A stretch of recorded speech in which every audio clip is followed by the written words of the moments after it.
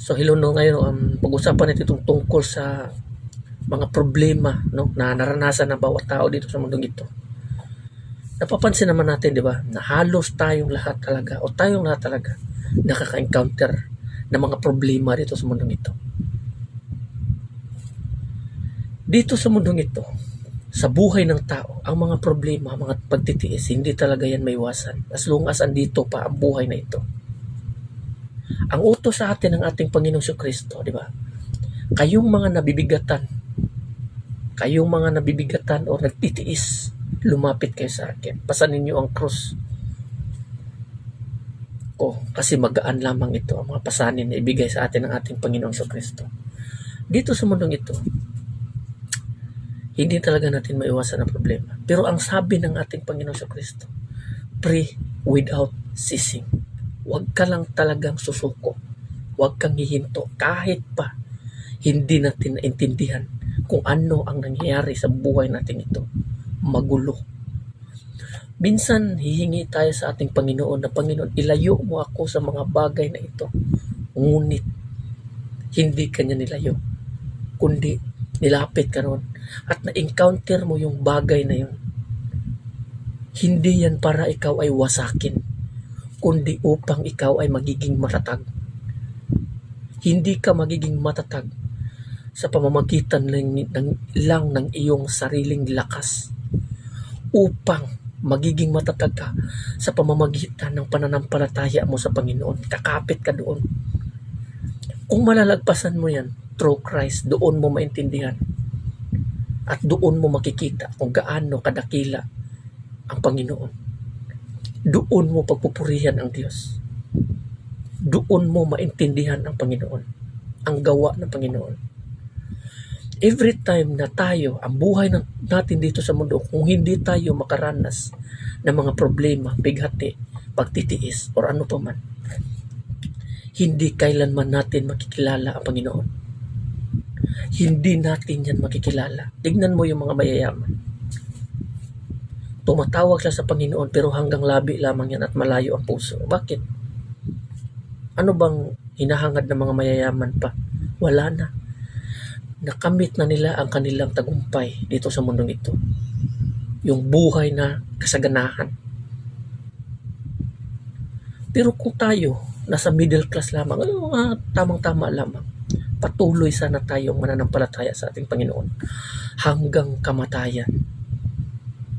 Kasi nga, ang pangako ng ating Panginoong Jesucristo doon sa mga tao na hindi talaga susuko at patuloy na mananampalataya hanggang kamatayan ay crown of life.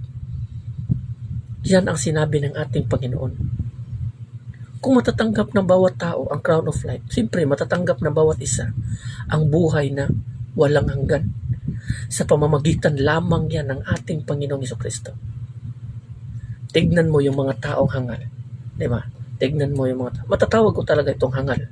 Kasi nga, ang ginagawa nila ay hindi talaga good example sa mga taong nakakakita sa kanila or nakarinig sa kanilang ginagawa. Itong mga taong nagsusuicide, nagpakamatay. Sa liit ng problema dito sa mundong ito, di nila kayang i-handle yan. Ang solusyon para sa kanila ay kamatayan upang makalimutan na nila ang problema. Pero hindi. Mas malala ang sasapitin ng bawat taong hangal na nagdesisyon na tapusin ang buhay dito sa mundong ito. Doon sa impyerno. Doon nila na ma-realize na hindi talaga sila makakaalis doon. Susunugin ka talaga doon. Kung gusto mong makilala ang Panginoon ng lubusan, tumayo kang matatag. Kahit pa sa kabila ng pagtitiis at problema, lagi mong tatandaan ang mga problema na naranasan natin dito sa mundong ito. Naranasan yan ng mga propeta at apostoles at mga taong lingkod ng Diyos noon. Pero ngayon, andoon na sila sa paradise, sa paraiso, sa kingdom of God. Tignan mo ang buhay ni Job. Ma-example natin yan dito sa buhay ng tao ngayon. Tignan mo si Job. Nawala sa kanya ang lahat. Mga anak niya, mga ari-arian niya, lahat nawala. Back to zero. Pero hindi siya sumuko. Patuloy pa rin siyang nananalig sa ating Panginoon kahit pa hindi na niya naintindihan ang nangyayari sa kanyang buhay. O hindi na niya naintindihan. Pero hindi siya sumuko. Mas sumuko pa ang kanyang asawa. Pero siya hindi. Ganito ang buhay natin dito ngayon sa mundong ito. Dadanasin natin ang lahat ng problema at sakit, pagtitiis. Pero mananatili lamang sana tayo hanggang wakas. Kasi lagi niyong tatandaan, kung ang mga alay ay ginagawang para pagiging matuwid sa pamamagitan ng asin, ang ginto upang masubukan sa pamamagitan ng apoy, ang tao rin susubukan sa pamamagitan ng maraming problema. Ang mga problema na ibinigay sa atin dito sa mundong ito, hindi yan para ikaw ay wasakin, kundi para ikaw ay magiging matatag. Kakapit ka ba sa kanya or susuko? Tulad ni Job, sa huling araw, natanggap niya, dubli-dubli pa talaga yung natanggap niya kaysa doon sa mga nangawala sa kanya. Ganon din ang buhay ng tao dito sa mundong ito. Kung tayo po ay patuloy na mananampalataya at mananalig sa ating Panginoong Jesucristo hanggang kamatayan, matatanggap din natin ang ipinapangako niya na buhay na walang hanggan sa bawat tao. Kaya nga sinasabi niya, 'di ba sinasabi sa kasulatan, at sa 7 araw nagpahinga ang Panginoon. At doon din sa Hebreo sinabi niya, 'di ba, na inihanda niya ang kapahingahan sa mga taong nagmamahal sa kanya. Kung susuko tayo gaya ng iba, pakamatay, suicide, wala ka namang choice. Kung darating ka, ma-encounter mo ang mga problemang yan, wala kang choice kundi harapin mo yan. Magiging matatag ka lang kung kakapit ka sa Panginoon. Hindi mo kaya yan kasi ang sinabi ng ating Panginoon sa Kristo, without me you're nothing.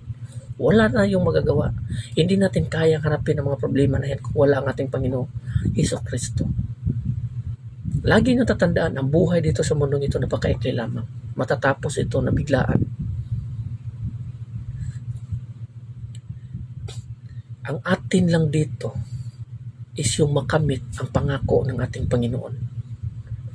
Huwag tayong mangarap sa mga bagay dito sa mundong ito na hindi natin mapakinabangan sa dulo. Ang pangarapin natin, yung mga bagay na hindi nakikita sa mga mata at hindi naabot ng isipan ng bawat tao, ang ating Panginoong Jesucristo, yung kanyang kaharian. Matatanggap lamang natin yan sa pamamagitan ng pananampalataya natin sa ating Diyos. Worship God kahit pa hindi natin naintindihan kung ano ang nangyayari sa ating buhay. Kasi kung sa mga oras na darating ng ating Panginoon upang kukunin ang bawat isa sa atin at tayo ay naabutan ng ating Panginoon na mahigpit ang pananampalataya natin sa ating Panginoon, magkaroon or matatanggap ng bawat isa ang buhay na walang hanggan. Ngunit kung ang bawat isang tao sa pagbabalik ng ating Panginoon kukunin ng isang tao dito sa mundong ito, tapos na huli ka na gumagawa ka ng kasalanan, malayo ka sa Panginoon, ilalayo ka rin siya sa kanyang kaharian, sa kanyang presensya. Ganon ang buhay dito sa mundong ito. Ang sa atin lang, patuloy tayo mananalig at huwag susuko. Pray without ceasing. No? So hanggang dito na lang, maraming salamat and God bless everyone. Amen.